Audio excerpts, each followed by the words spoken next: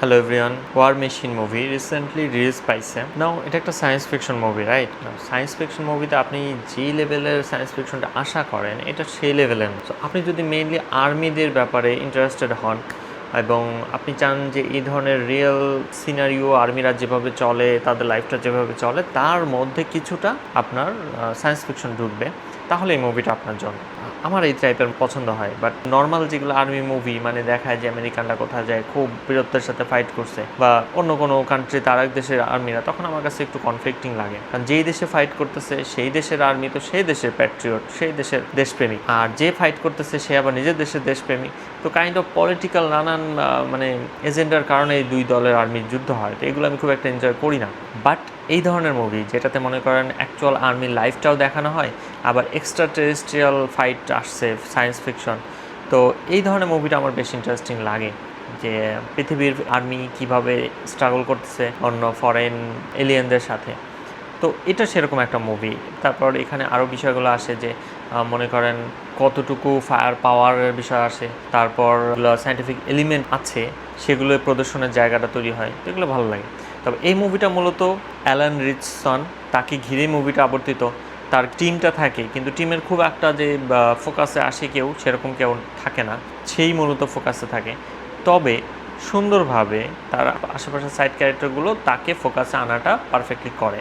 কমতি যদি কিছুটা আমার কাছে থাকে তাহলে এই মূল ক্যারেক্টারটাই, সে বলতে পারেন আর্মির ওই অ্যাজিলিটির তুলনায় সে একটু বাফ, এখানে তার সেই বাফনেস বা শক্তির দিকেই ফোকাসটা দেওয়া হয়। মুভির শুরুর দিকেই তার ভাই মারা যায় আর্মিতে, তার একটা স্বপ্ন থাকে, কি স্বপ্নটা পূরণ করার চেষ্টা করে নায়ক নিজে। আর্মির একটা নির্দিষ্ট কোর বা নির্দিষ্ট একটা গ্রুপে জয়েন করার স্বপ্ন থাকে তার ভাইয়ের, তো এই বিষয়টা দেখায়। তবে ইভেন আর্মির মধ্যেও অ্যালান রিচসন যে অনেক হাট্টাকট্টা লম্বা টম্বা, তো সেই জিনিসটা চোখে পড়েই যায়, কারণ তার সমপরিমাণ সেভাবে হায়ার আসলে হয় নাই। যেমন আমার মনে আছে প্রেডেটর মুভি, যেটা ছিল আর্নল্ড শোয়ার্জনেগারের, সেখানে আর্নল্ড শোয়ার্জনেগার নিজে কিন্তু লম্বা চওড়া বেশ, কিন্তু তার এগেনস্টে তার যে ফ্রেন্ড বা দেখায় তার সমপরিমাণ, একদম সমপরিমাণ।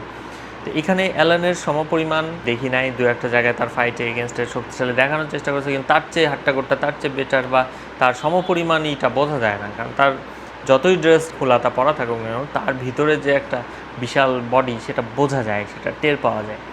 তো অ্যানিওয়ে, টের পাওয়া গেলে আমার মতে সেটা ভালোভাবে টের পাওয়ানো উচিত, এখানে সেটাকে একটু ঢেকে ঢুকে রাখার চেষ্টা করা হয়। তবে ডিসপাইট দ্যাট, আমি একটু সমালোচনার জন্যই সমালোচনা করলাম, মুভিটা কিন্তু মোটেও খারাপ না, যদি আপনি আর্মিদের ফাইট বা যা তারা উপস্থাপনা করতে যাচ্ছে সেদিক থেকে চিন্তা করেন। অন্য দিক থেকে কিছুটা হতাশ করে মুভিটা এই জন্যে যে যতটা ওয়ালপেপারে দেখে মনে হয় ওই লেভেলের সায়েন্টিফিক এলিমেন্ট ফরেন ওইভাবে আসে না, জাস্ট একটা যন্ত্র।